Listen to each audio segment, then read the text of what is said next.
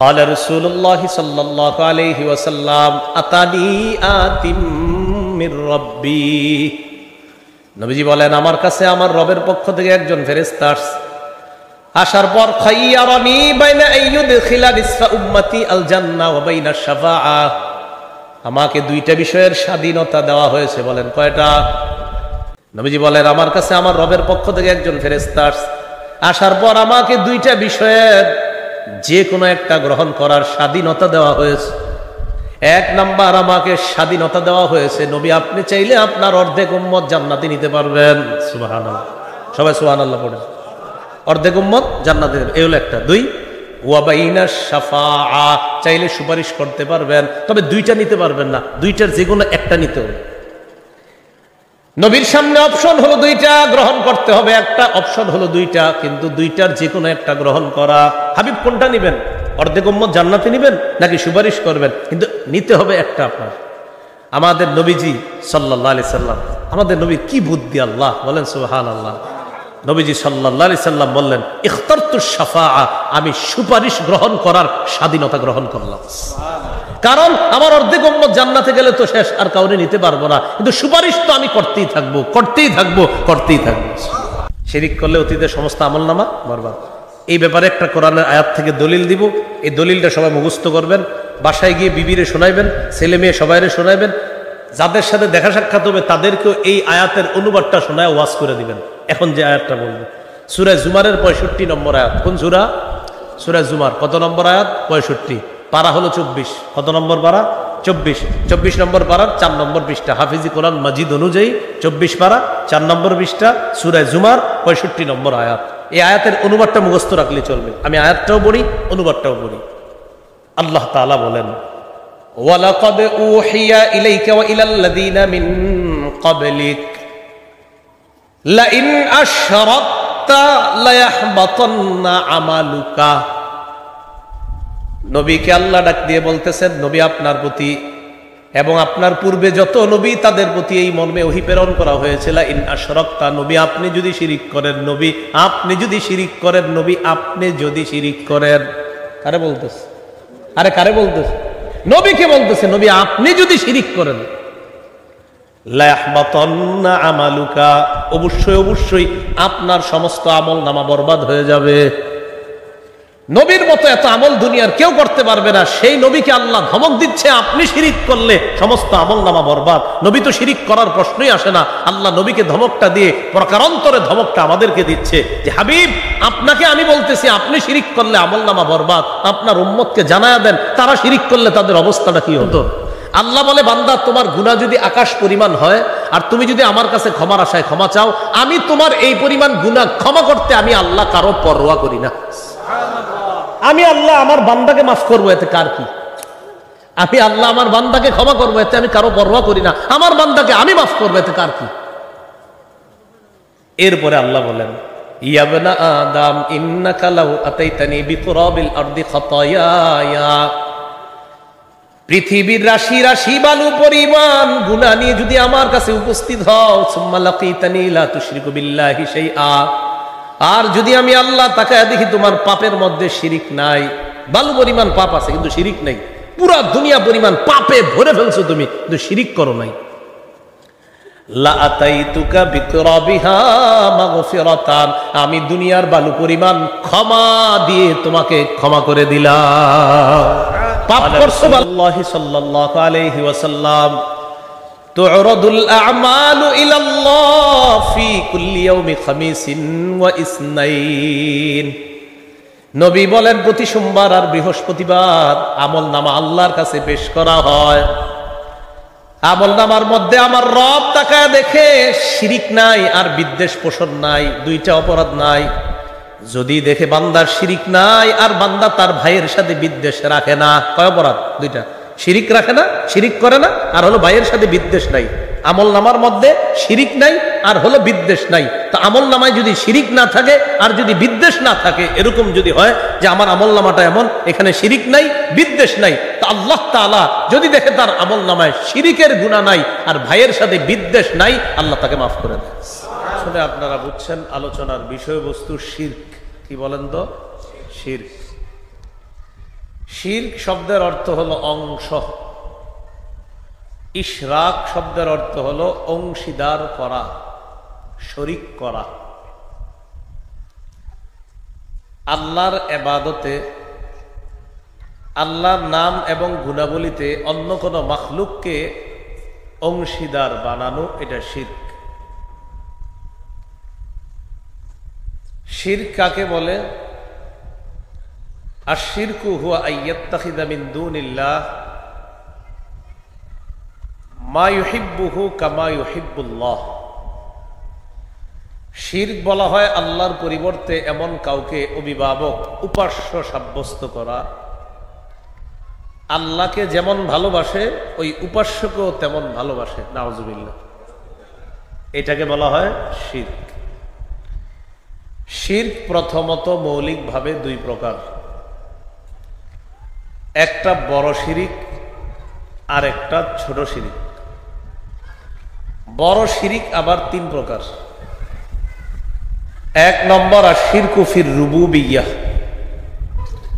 আল্লাহ তাআলা রব, এই রবের মধ্যে কোনো মাখলুকের অংশগ্রহণ করা, এটা শিরক। সূরা নাজিআতের 24 নম্বর আয়াতে আল্লাহ তাআলা বলেন, ফেরাউনের কথা আমাদেরকে জানায়া দিচ্ছেন, ফাকালা আনা রাব্বুকুমুল আ'লা। ফেরাউন বলল, আমি তোমাদের বড় রব, বড় খোদা। আওয়াজ দিয়ে বলি নাউজুবিল্লাহ।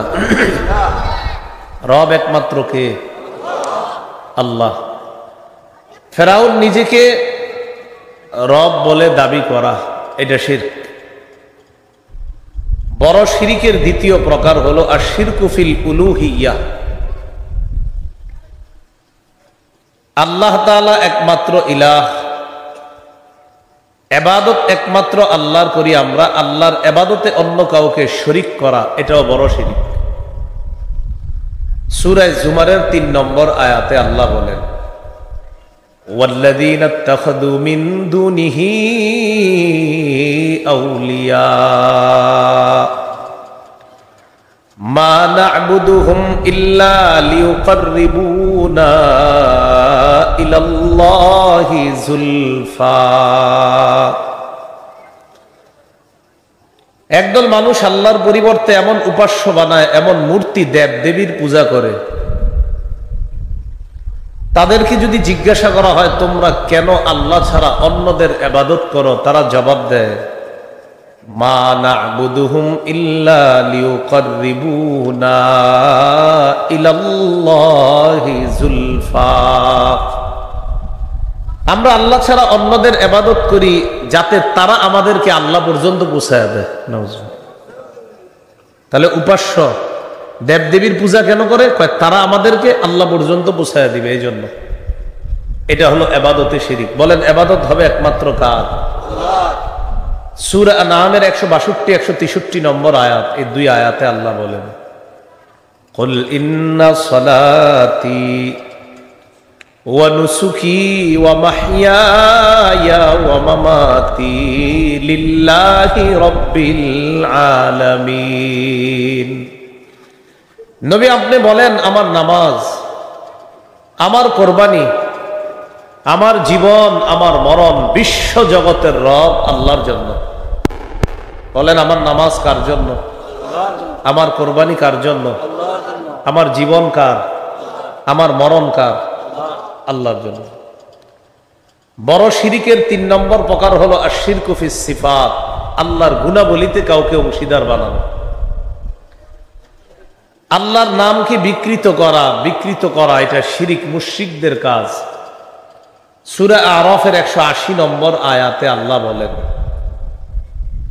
ওয়ালিল্লাহিল আসমাউল হুসনা ফাদউহু বিহা। আল্লাহ তাআলার অনেক সুন্দর সুন্দর নাম রয়েছে, তোমরা ওই নামে আল্লাহকে ডাকো। ওয়াদারুল্লাযীনা ইউলহিদুনা ফি আসমাই, যারা আল্লাহর নামের বিকৃত ঘটায় তাদেরকে তোমরা বর্জন করো, পরিত্যাগ করো, তাদেরকে ছেড়ে দাও, তোমরা আল্লাহকে আল্লাহর সুন্দর নামে ডাকো। এই হলো আপনার বড় শিরিক 3 প্রকার। তাহলে ইবাদত একমাত্র হবে কার? রব একমাত্র কে? সিফাত গুণাবলীতে এটাতেও কাউকে শরীক করা যাবে না। শিরিকের দ্বিতীয় প্রকার ছোট শিরিক। ছোট শিরিক কাকে বলে হাদিস থেকে জেনে নেই। হাদিসের একটা কিতাব আছে মুসনাদে আহমদ, এই কিতাবের 23,680 নম্বর হাদিস। এই হাদিসের মধ্যে আছে ক্বালা রাসূলুল্লাহ সাল্লাল্লাহু আলাইহি ওয়াসাল্লাম ইন্না আখওয়াফা মা আখাফু আলাইকুম আশ-শিরকুল আসগর। রাসূলুল্লাহ সাল্লাল্লাহু আলাইহি ওয়াসাল্লাম বলেন, আমি তোমাদের ব্যাপারে সবচেয়ে আশঙ্কা করি ছোট শিরিকের, ছোট শিরিক। সাহাবীরা প্রশ্ন করলেন, ওয়া শিরকুল আসগরু ইয়া রাসূলুল্লাহ, হুজুর ছোট শিরিক আবার কি জিনিস? فقال رسول الله صلى الله عليه وسلم الرياء, ছোট শিরিক হলো লোক দেখানো ইবাদত করা। বলেন তো লোক দেখানো ইবাদত করাকে কি শিরিক বলে? ছোট শিরিক। একটু আমার সাথে বলেন, বলেন ছোট শিরিকের আরেক নাম গোপন শিরিক। আবার ছোট শিরিকের আরেক নাম গোপন শিরিক। গোপন শিরিক কাকে বলে এটাও হাদিস থেকে জেনে নিই। মুসনাদে আহমদ হাদিসের কিতাব 11,270 নম্বর হাদিস। এই হাদিসের মধ্যে আছে ক্বালা রাসূলুল্লাহ সাল্লাল্লাহু আলাইহি ওয়াসাল্লাম আলা উনাব্বিউকুম বিমা হুয়া আখওয়াফু আলাইকুম ইনদি মিনাল মাসীহিদ দাজ্জাল। সাহাবায়ে কেরাম একবার দাজ্জালকে নিয়ে আলোচনা করতেছে। বলেন তো দাজ্জালের আলোচনা করলে আমরা ভয় পেয়ে যাই না? আর এত ভয়ঙ্কর। তো সাহাবীরাও দাজ্জাল নিয়ে আলোচনা করতেছে। নবীজি আসছে, আসার পর কয় তোমরা কি নিয়ে কথা বলো? কয় হুজুর দাজ্জাল নিয়ে, দাজ্জাল কত ভয়ঙ্কর। নবীজি বলেন, না, দাজ্জালের চেয়ে ভয়ঙ্কর আরো কিছু আছে। সাহাবীরা অবাক, দাজ্জালের চেয়ে ভয়ঙ্কর কি আছে? নবীজি বললেন, দাজ্জালের চাইতে ভয়ঙ্কর জিনিস হলো আশ-শিরকুল খফিয়্যু, গোপন শিরিক। দাজ্জালের চেয়ে তোমাদের ব্যাপারে আমি বেশি ভয় করি গোপন শিরিকের। তোমরা জানো গোপন শিরিক কাকে বলে? ওয়া হুয়া আইয়াকুমার রাজুলু ফায়ুসাল্লি ফায়ুযায়্যিনু সালাতাহু লিমা ইয়ারা মিন নাজরি রাজুল। গোপন শিরিক বলা হয় কোন ব্যক্তি নামাজে দাঁড়ায়া এই নিয়ত করা, আমার নামাজটা মনে হয় আরেকজন দেখতেছে, এই দেখতেছে মনে কইরা নিজের নামাজরে সুন্দর করছে। আল্লাহু আকবার। নামাজ সুন্দর করতেছে কেন? এই নিয়তে। মনে হয় হাবিবুর রহমান মিয়াজি সাহেব আমার নামাজটা দেখতেছে, এই নিয়তে নামাজটা সুন্দর করে। নবী বলেন এটা গোপন শিরিক। হ্যাঁ, এবার আল্লাহু আকবার। তো নামাজ খালি সুন্দর করে কেন? আমারে মনে হয় দেখতেছে মুখে, এই জন্য নামাজটা সুন্দর করি। নবীজি বলেন এটা গোপন শিরিক। নামাজ সুন্দর করবো কার জন্য? আল্লাহর জন্য। এক সাহাবী নবীকে প্রশ্ন করলেন, ইয়া রাসূলুল্লাহ, আমরা যদি আল্লাহর জন্য নামাজ পড়ি আর মানুষ যদি প্রশংসা করে, এটাও কি শিরিক হবে? নবীজি বললেন, না, তুমি যদি আল্লাহকে খুশি করার জন্য নামাজ পড়ো আর এতে যদি মানুষ তোমার নামাজের প্রশংসা করে, তিলকা আজিলু বুশরাল মুমিন, এটা হলো মুমিনের দুনিয়াতে নগদ সুসংবাদ। তাহলে বিষয়টা আবার বুঝেন, নামাজ আমি আল্লাহরে খুশি করার জন্য পড়লাম, বান্দা আমার নামাজের প্রশংসা করছে, নবীজি বলেন এটা সুসংবাদ। আর আমি বান্দাকে খুশি করার জন্য যদি নামাজ সুন্দর করি, এটা রিয়া, এটা গোপন শিরিক, এটা ছোট শিরিক। এই শিরিক থেকে আল্লাহ আমাদেরকে বাঁচার তৌফিক দান করেন। তাহলে কি শিখলাম? শিরিক দুই প্রকার, বড় শিরিক, ছোট শিরিক। বড় শিরিক আবার তিন প্রকার: রবের ক্ষেত্রে কাউকে শরীক বানানো, আবার ইলাহের ক্ষেত্রে কাউকে শরীক বানানো, আল্লাহর গুণাবলীর ক্ষেত্রে কাউকে শরীক বানানো। এই শিরিকগুলা থেকে আমরা বেঁচে থাকার চেষ্টা করব। আল্লাহ তৌফিক দান করেন। এবার আপনাদেরকে আশ্চর্য একটা তথ্য জানাই, দুনিয়াতে শিরিকের সূচনা হলো কিভাবে। এরা আজকে মুখস্থ করে দেন, ভবিষ্যতে আপনার কলিগ যাদের সাথে চাকরি বাকরি করবেন তাদেরকে ইতিহাসটা শোনায় দিবেন যে শিরিকের সূচনা দুনিয়াতে হইল কিভাবে। সূরা নূহের 23 নম্বর আয়াত, 29 নম্বর পারা, 12 নম্বর পৃষ্ঠা, সূরা নূহ 23 নম্বর আয়াত। আল্লাহ তাআলা বলেন, وَقَالُوا لَا تَذَرُنَّ آلِهَتَكُمْ وَلَا تَذَرُنَّ وَدًّا وَلَا سُوَاعًا وَلَا يَغُوثَ وَيَعُوقَ وَنَسْرًا وَقَدْ أَضَلُّوا كثيرا লা তাযারুন্না আলিহাতাকুম, তোমরা তোমাদের খোদাদেরকে ছেড়ো না, উপাস্যদেরকে ছেড়ে দিও না। নাউযুবিল্লাহ বলেন। ওয়ালা তাযারুন্না ওয়াদ্দা ওয়ালা সুওয়া ওয়ালা ইয়াগুসা ওয়া ইয়াউকা ওয়া নাসরা, ওয়াদ্দুন নামক খোদাকে পরিত্যাগ করবা না, সুয়া নামক মূর্তিকে পরিত্যাগ করবা না, ইয়াগুস নামক মূর্তিকে পরিত্যাগ করবা না, ইয়াউক নামক মূর্তিকে পরিত্যাগ করবা না, নাসরুন নামক মূর্তিকে পরিত্যাগ করবা না। কয়টা মূর্তির নাম বললাম? 5টা।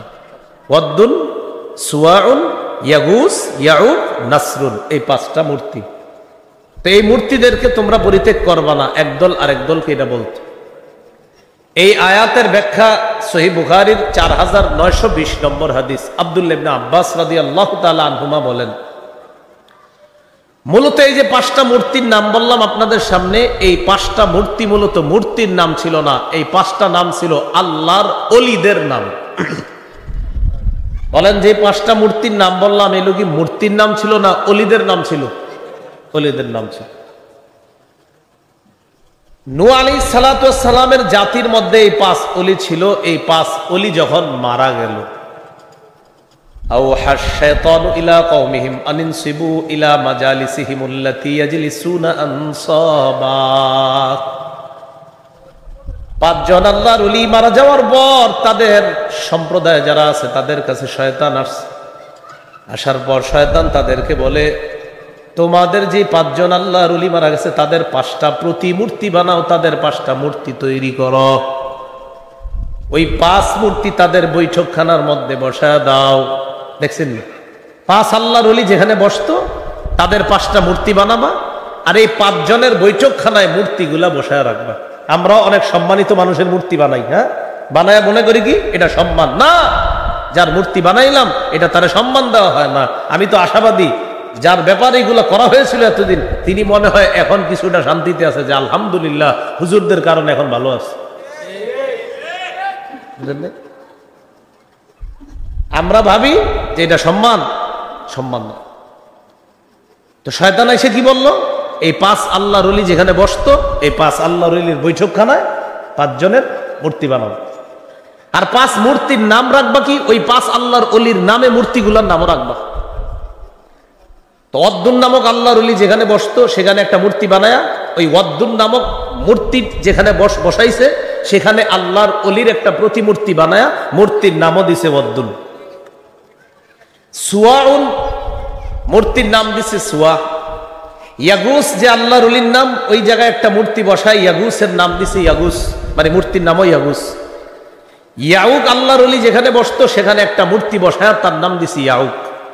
নাসরুন নামক আল্লাহর ওলি যেখানে বসতো সেখানে একটা মূর্তি বসায় সেটার নাম দিছে নাসরুন। প্রিয় ভাইয়েরা, হাত পা জোর করে বলছি, বিশ্বাস করেন, কারো মূর্তি বানায়া আপনি তাকে সম্মানিত করার চেষ্টা করা, কিন্তু আপনি তো যদি তাকে ভালোবাসেন, আপনার চিন্তা উচিত ছিল যে আমার অমুকে কবরের মধ্যে আছে, আমার ভাই কবরে আছে, আমার বাবা কবরে আছে, আমার উস্তাদ কবরে আছে, তার মূর্তি বানানোটা তার জন্য শান্তি না, এটা তার জন্য অশান্তি। বলেন, সন্তান বাবা মারা যাওয়ার পর শান্তি চাবে না অশান্তি চাবে? শান্তি। তো ইবলিস এসে কি বুঝাইলো, এই 5 মূর্তি বসাও, আর 5 মূর্তির নাম রাখবা 5 আল্লাহর ওলির নামে। যেই কথা সেই কাজ। ফাফআলু, জনগণ 5 আল্লাহর ওলির 5টা মূর্তি বানাইলো, 5 জনের বৈঠকখানায় 5 মূর্তি বসায়া দিল। ফালাম তুবাদ, তখনও পর্যন্ত এই 5 আল্লাহর ওলির মূর্তির পূজা করা হয় নাই, শুধু মূর্তি বানানো হয়েছে কিন্তু পূজা করা হয় নাই। হাত্তা ইযা হালাকা উলাইকা ওয়া তানাসসাখাল ইলমু উবিদাত, যখন ওই জেনারেশন বিদায় নিল, পরবর্তী জেনারেশন দুনিয়াতে আসলো আর সঠিক বিদ্যার বিলুপ্তি ঘটলো, তখন ওই 5 আল্লাহর ওলির মূর্তিদের পূজা শুরু হয়ে গেল। তাহলে প্রথমে ছিল শুধু মূর্তি, পূজা ছিল না। পরবর্তীতে আল্লাহর ওলিরা মারা গেছে, মারা যাওয়ার পর পরবর্তী জেনারেশন মারা গেল, মারা যাওয়ার পর এরপরে যারা আসছে, তাফসীরের কিতাবে আসছে, ইবলিস তাদের কাছে আইসা বলে, আচ্ছা তোমরা এই 5 আল্লাহর ওলিরে কিছু করো? কয় না, কিছু করি না। তো কয়, তোমাদের বাপ দাদা এই 5 আল্লাহর ওলির পূজা করতো, 5 আল্লাহর ওলির মূর্তির পূজা করতো, তোমরাও মূর্তির পূজা করো। ইবলিস তাদেরকে দিয়ে মূর্তি পূজা করানো শুরু করে দিল। তাহলে বুঝে থাকলে বলেন, ঠিক আছে, পুরো ঘটনাটা বুঝে থাকলে বলেন, মূর্তি পূজার সূচনা খারাপ মানুষের মূর্তি বানায় হয়েছে না ভালো মানুষের? ঠিক এই পরম্পরায় এখনো এশিয়া মহাদেশে দেখবেন যারা কবর পূজা আর মাজার পূজা করে তারাও আল্লাহর ওলিদের নাম ব্যবহার করে কবর পূজা মাজার পূজা। ওইটা ছিল মূর্তি পূজা আর এখন এটা হলো দরগা পূজা।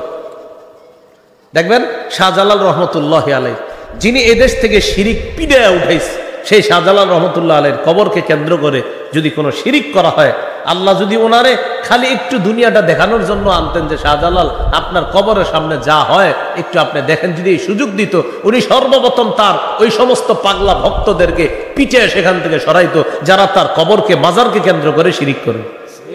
যে আমি তোমাদের বাংলাদেশে গিয়ে শিরিক করার জন্য আসছিলাম, তোমাদের এই দেশে আসছি ইসলামের দাওয়াত দিতে, আর তোমরা আমার কবরকে কেন্দ্র করে শিরিক করো। ভাই এতক্ষণ আলোচনা থেকে কি শিখলাম বলেন তো? মূর্তি পূজার সূচনাটা ভালো মানুষের মূর্তি বানায়া না খারাপ মানুষের? আচ্ছা, এইগুলো আজকের আলোচনার ভূমিকা। এখন মূল আলোচনায় ঢুকি। শিরিকের ব্যাপারে আপনাদের সামনে এখন 11টা কথা বলবো, মন দিয়ে শোনেন। 1 নাম্বার, লোকমান হাকিম তার সন্তানকে শিরিকের ব্যাপারে কি ওসিয়ত করে একটু দেখেন। সূরা লোকমানের 13 নম্বর আয়াতে আল্লাহ বলেন, وَإِذْ قَالَ لُقْمَانُ لِابْنِهِ وَهُوَ يَعِظُهُ يَا بُنَيَّ لَا تُشْرِكْ بِاللَّهِ إِنَّ الشِّرْكَ لَظُلْمٌ عَظِيمٌ। ওই সময়কে স্মরণ করো যখন লোকমান তার সন্তানকে ওয়াজ করতে গিয়ে, উপদেশ দিতে গিয়ে বললেন, হে সন্তান, তুমি আল্লাহর সাথে শিরিক করো না, নিশ্চয়ই শিরিক মহা জুলুম। বলেন সবাই, শিরিক মহা জুলুম। বলেন সবাই, আবার বলেন, শিরিক, আবার শিরিক মহা জুলুম। লোকমান হাকিম সন্তানকে বললেন শিরিক করবা না। শিরিকের ব্যাপারে 2 নম্বর কথা, নবী তার সাহাবী মুআজ ইবনে জাবাল রাদিয়াল্লাহু তাআলা আনহুকে 10টা ওসিয়ত করেছেন। এর মধ্যে 1 নম্বর ওসিয়ত, শিরিক করবা না। মুসনাদে আহমদ হাদিসের কিতাব 22,075 নম্বর হাদিসের বর্ণনা। এই হাদিসের বর্ণনাকারী মুআজ ইবনে জাবাল রাদিয়াল্লাহু তাআলা তিনি বলেন, আওসানি রাসূলুল্লাহ সাল্লাল্লাহু আলাইহি ওয়াসাল্লাম বিআশরি কালিমাত। আল্লাহ নবী আমাকে 10টি বিষয়ে ওয়াজ করেছেন, উপদেশ দিয়েছেন, ওসিয়ত করেছেন। 1 নম্বর, লা তুশরিক বিল্লাহি শাইআ ওয়া ইন কুতিলতা ওয়া হুররিকতা। মুআজ, তোমাকে যদি জ্বালিয়ে দেওয়া হয়, তোমাকে যদি পুড়িয়ে দেওয়া হয়, তুমি আল্লাহর সাথে শিরিক করবা না। তোমাকে যদি জ্বালিয়ে দেওয়া হয়, তোমাকে যদি পুড়িয়ে দেওয়া হয়, আল্লাহর সাথে শিরিক করবা না। 2 নম্বর, ওয়ালা তাউক্কান্না ওয়ালিদাইকা ওয়া ইন আমারাকা আন তাখরুজা মিন আহলিকা ওয়া মালিকা। তোমার মা বাবা যদি তোমাকে ঘর থেকে, তোমার সম্পদ থেকে বের করে দেয়, ত্যায্য করে দেয়, এরপরেও তুমি মা বাবার নাফরমানি করবা না। মা বাবা ঘর থেকে বের করে দিছে, সম্পদ থেকে বের করে দিছে, যা তুই ঘর থেকে বের হ, সম্পদ থেকে বের হ। নবী বলেন এরপরে মা বাবার নাফরমানি করা যাবে না। 3 নাম্বার, ওয়ালা তাতরুকান্না সালাতান মাকতুবাতান মুতাআম্মিদা ফাইন্না মান তারাকা সালাতান মাকতুবাতান মুতাআম্মিদান ফাকাদ বারিআত মিনহু জিম্মাতুল্লাহ। 3 নাম্বারটা সবাই মিলে বলি, চলেন বলেন, তুমি ইচ্ছাকৃতভাবে 1 ওয়াক্ত ফরজ নামাজ ছেড়ে দিও না। মা বোনরাও পর্দার আড়াল থেকে আপনারা এই কথাটা বলতে পারেন, বলেন, তুমি ইচ্ছাকৃতভাবে 1 ওয়াক্ত ফরজ নামাজ ছেড়ে দিবা না। কেননা যে ব্যক্তি ইচ্ছাকৃতভাবে 1 ওয়াক্ত ফরজ নামাজ ছেড়ে দেয়, তার থেকে আল্লাহর জিম্মা উঠে যায়। 1 ওয়াক্ত ফরজ নামাজ ছেড়ে দিলে তার থেকে আল্লাহর জিম্মা উঠে যায়। যা, তোর যেমন চাই তুই কর, আমি আল্লাহ তোকে দেখবো না, তোর যেমন চাই তুই কর। মানে আমি আল্লাহ তোর জিম্মা নিয়েছিলাম, আমি আল্লাহ তোকে লালন পালন করি, আমি আল্লাহ তোকে খাওয়াই, আমি আল্লাহ তোকে চালাই। তুই 1 ওয়াক্ত ফরজ নামাজ ইচ্ছাকৃতভাবে ছেড়ে দিলে, যা, তোর যেমন চাই তুই কর। ইচ্ছাকৃতভাবে 1 ওয়াক্ত ফরজ নামাজ চালা। 4 নাম্বার, ওয়ালা তাশরাবান্না খামরা ফাইন্নাহু রাসু কুল্লি ফাহিশা। মুআজ, তুমি মদ পান করবা না, মদ সমস্ত অশ্লীলতার মূল।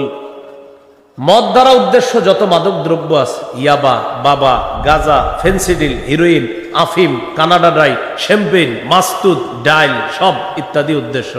তুমি মাদক দ্রব্য সেবন করবা না, মাদক সমস্ত অশ্লীলতার মূল।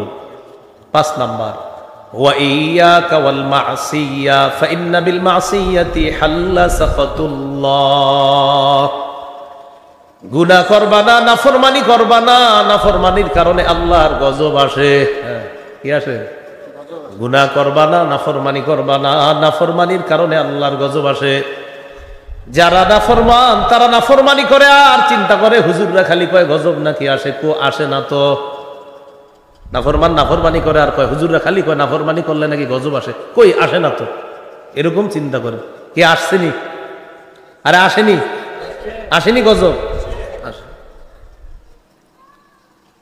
তো 5 নাম্বার, ওয়া ইয়াকা ওয়াল মাসিয়া ফাইন্না বিল মাসিয়াতি হাল্লা সাখাতুল্লাহ। নাফরমানি করো না, নাফরমানির কারণে গজব আসে। 6 নাম্বার, ওয়া ইয়াকা ওয়াল ফিরার মিনাজ জাহফি ওয়া ইন হালাকান নাস। জিহাদের ময়দান থেকে সবাই যদি পলায়ন করে তুমি পলায়ন করবা না, সবাই যদি শহীদ হয়ে যায় তুমি জিহাদের ময়দান থেকে পলায়ন করবা না। জিহাদের নিয়ত আসেনি সবার? কার কার আছে? নিয়ত আছে তো? না থাকলে কিন্তু খবর আছে, হাদিস শোনাই তাহলে বুঝবেন। ক্বালা রাসূলুল্লাহ সাল্লাল্লাহু আলাইহি ওয়াসাল্লাম, মান মাতা ওয়া লাম ইউজাহিদ ফি সাবিলিল্লাহ আও লাম ইউহাদ্দিস বিনাফসিহি বা ফি নাফসিহি মাতা আলা শু'বাতিন মিনান নিফাক। রাসূলুল্লাহ সাল্লাল্লাহু আলাইহি সাল্লাম বলেন, কেউ যদি জিহাদ না করে মারা যায় অথবা জিহাদের সংকল্প না রেখে মারা যায়, প্রতিটা মুমিনের জিহাদের সংকল্প থাকতেই হবে। কোন মুমিন যদি জিহাদের সংকল্প না রেখে মারা যায়, নবী বলেন সে মুনাফিকি মৃত্যুবরণ করবে। তাহলে নিয়ত থাকতেই হবে সবার, তাহলে আল্লাহ যদি কখনো তৌফিক দেয় আমরা জিহাদ করব ইনশাআল্লাহ। সবাই নিজেদের সন্তানের জন্য দোয়া করে যাবেন, আল্লাহ আমার বংশে যারা দুনিয়াতে থাকবে তারা যেন ইমাম মাহদির দলে শরীক হতে পারে। এই দোয়াটা করে যাবেন যে আল্লাহ দাজ্জালের ফিতনা থেকে আমার বংশধরকে আপনি হেফাজত করবেন, আর ইমাম মাহদির সেই সৈনিক যারা হবে সেই সৈনিকদের অন্তর্ভুক্ত আমার পরবর্তী প্রজন্মকে আপনি বানায় দেন। আর আমরা তো জানি না কখন আসবে মাহদি, তো যদি আমার বংশের কেউ তখন দুনিয়াতে থাকে, আস্তে আস্তে যাইতে যাইতে সেই বংশের ওই শেষ মানুষটাও যিনি থাকবে তিনি যেন মাহদির দলে শরীক হতে পারে, আল্লাহর কাছে দোয়া করে যাও। এই গেল 6 নাম্বার। 7 নাম্বার, ওয়া ইয়াকা ওয়া ইযা আসাবান নাস মাউতুন ওয়া আনতা ফীহিম ফাসবুত। কোন এলাকায় যদি মহামারী লাগে তুমি মহামারীর ভয়ে ওই এলাকা থেকে পলায়া যাবা না। করোনার সময় নিয়ম করলো লকডাউন, মহামারী লাগছে যে এলাকায় ওই এলাকার কেউ বাহিরে যাবে না আর বাহিরের কেউ ভিতরে ঢুকবে না। যেমন ফ্লাইট বন্ধ হয়ে গেল, যে বাংলাদেশের কেউ বাহিরে যেতে পারবে না, আবার বাহিরের কেউ বাংলাদেশে আসতে পারবে না, নিয়ম হলো। তো আধুনিক বিজ্ঞান তারা দাবি করলো এই নিয়ম আমরা বানাইছি, কিন্তু আধুনিক বিজ্ঞান এটা জানে না। আমাদের নবীর কথা নকল করে দিলে হুজুররা যেটা ধরে ফেলবে এরা তো আর এটা জানে না। আমাদের নবী 1500 বছর আগে বলছে মহামারী কবলিত এলাকায় কেউ প্রবেশ করবা না, আর ওই মহামারী কবলিত এলাকার কেউ বাহিরে যাবা না। আমাদের নবীর অবিকল কথাটা বিজ্ঞান নকল করে সাইরা বলতেছে এটা আমাদের গবেষণা না, এটা তাদের গবেষণা না, এটা আমার নবীর গবেষণা। মানে বুঝায় আর কি আমরা বিজ্ঞান, আর ভাবে যে এগুলা হুজুররা কি পাইব আর খুঁজা। এটা রাসূল সাল্লাল্লাহু আলাইহি সাল্লাম বলছে, সহিহ বুখারীর বর্ণনা। তাহলে এই যে লকডাউন বা মহামারী কবলিত এলাকার কেউ বাইরে যাবে না, বাহিরের কেউ ভিতরে আসবে না, এই আইন এই গবেষণাটা এটা কি বর্তমান বিজ্ঞানের গবেষণা না আমাদের নবীজির গবেষণা? এটা বুক ফুলায় বলবেন, কারণ আমরা হাদিসে এটা পেয়ে গেছি। 8 নাম্বার, ওয়া আনফিক আলা ইয়ালিকা মিন তাওলিকা, তুমি সাধ্য অনুযায়ী তোমার পরিবারের উপর খরচ করবা। 9 নাম্বার, ওয়ালা তারফা আনহুম আসাকা আদাবা, পরিবারের উপর থেকে শাসনের লাঠি উঠাইবা না। গুরুত্বপূর্ণ কথা কিন্তু। 8 নাম্বার, সাধ্য অনুযায়ী খরচ করবা। আপনার বেতন 20,000, আপনি মাসে চলতে হবে এইভাবে 19,000 টাকা দিয়ে যেন মাস যায়, মাস শেষে 1,000 টাকা যেন অন্তত রাখতে পারবেন। হ্যাঁ, আপনার যারা ছেলে আছেন এই জায়গায়, আপনি আপনার আব্বারে বললেন আব্বা 35,000 টাকার একটা মোবাইল কিনে দেন, আপনার আব্বার তো ইনকামই আছে 20,000, এখন উনি আপনার এই 35,000 টাকা দামের মোবাইলটা কিভাবে দিবে? তখন আপনার আব্বা বাধ্য হয়ে ব্যাংক থেকে সুদে টাকা উঠায়। কি করবে? হ্যাঁ, আপনি আপনার এই বাপটাকে সুদে টাকা উঠাইতে বাধ্য করতেছেন।